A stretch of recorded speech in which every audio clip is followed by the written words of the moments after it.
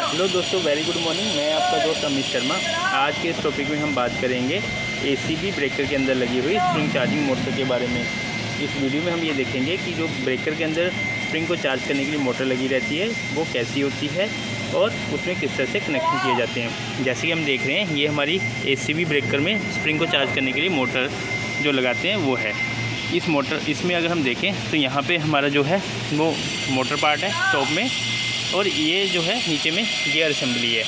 तो मोटर जब रन करती है तो इस गियर असेंबली को रोटेट करती है, और इसके रोटेट होने से यहाँ पे साइड में एक लीवर बना रहता है, ये लीवर भी रोटेट होता है। और जैसे ये लीवर रोटेट होता है, ये आगे स्प्रिंग के जो मैकेनिकल अरेंजमेंट होता है उसके साथ कनेक्टेड रहता है, और ये स्प्रिंग को चार्ज करता है। जब स्प्रिंग हमारा चार्ज हो जाता है तो उस समय ये जो गियर हैं, ये गियर एक पॉइंट से दूसरे पॉइंट तक पहुँचता है, और यहाँ पर एक लिमिट स्विच लगा रहता है। स्प्रिंग चार्जिंग की जो इंडिकेशन होती है वो हमें इस लिमिट स्विच से मिलती है। जैसे ही हमारा गियर असेंबली फुली रोटेट कर जाती है तो ये जो हमारा लिमिट स्विच है इसके कॉन्टैक्ट मेक ब्रेक होते हैं, और इसी से इस मोटर की सप्लाई जो है वो बंद होती है। बेसिकली स्प्रिंग चार्जिंग के लिए जो मोटर की सप्लाई जाती है, जब हम एक्सटर्नल सप्लाई देते हैं वो external supply plug in type यहाँ पे जो कनेक्टर लगा हुआ है, इस कनेक्टर के थ्रू इस लिमिट स्विच के थ्रू होते हुए हमारी मोटर के एक टर्मिनल तक जाती है, और दूसरे टर्मिनल में हमारी डायरेक्ट सप्लाई आ रही होती है। तो सर्किट को कंप्लीट करने के लिए बीच में ये लिमिट स्विच लगा रहता है। ये लिमिट स्विच अगर एनसी कॉन्टैक्ट प्रोवाइड कर रहा है तो यहाँ से इस केबल के थ्रू मोटर को सेकंड टर्मिनल तक सप्लाई जाएगी और मोटर हमारी रन करती रहेगी।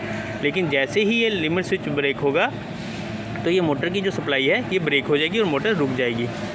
और इसी जो केबल्स हैं, इन्हीं केबल के थ्रू हमें स्प्रिंग चार्जिंग की जो इंडिकेशन है वो हमें बाहर पैनल पे कनेक्टेड एलईडी लैंप में देखने को मिलती है। तो जो स्प्रिंग होता है उसको चार्ज करने के लिए हम जिस मोटर का यूज़ करते हैं वो मोटर ये रहती है। मोटर के साथ में गियर असेंबली पार्ट लगा रहता है। ये गियर असेंबली पार्ट जो है वो स्प्रिंग को चार्ज करने में हेल्प करता है, और ये जो लिमिट स्विच लगा रहता है, लिमिट स्विच जो है वो मोटर की सप्लाई को मेक और ब्रेक करता है, और हमें जो इंडिकेशन मिलती है वो भी इस लिमिट स्विच की ही मिलती है। जो मोटर हम स्प्रिंग चार्जिंग में यूज़ करते हैं वो हमारी 220 वोल्ट एसी और डीसी सप्लाई दोनों पे ये वर्क कर सकती है। मतलब एक तरह से यूनिवर्सल टाइप मोटर कहलाती है।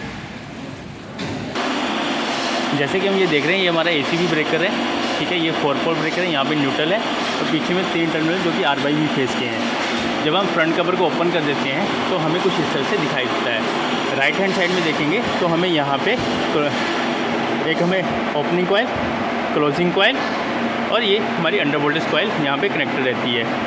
और इस साइड में हम यहाँ पे मोटर को अटैच करते हैं। यही मोटर जो है यहाँ जो मैकेनिकल पार्ट है ये वाला इसके साथ में अटैच होता है, और जैसे जैसे मोटर रोटेट करती है तो ये जो पार्ट रोटेट करता है और ये स्प्रिंग को चार्ज करता है। तो मोटर जो है वो बेसिकली हम यहाँ पे एसी ब्रेकर में इस पॉइंट पे फिक्स करते हैं।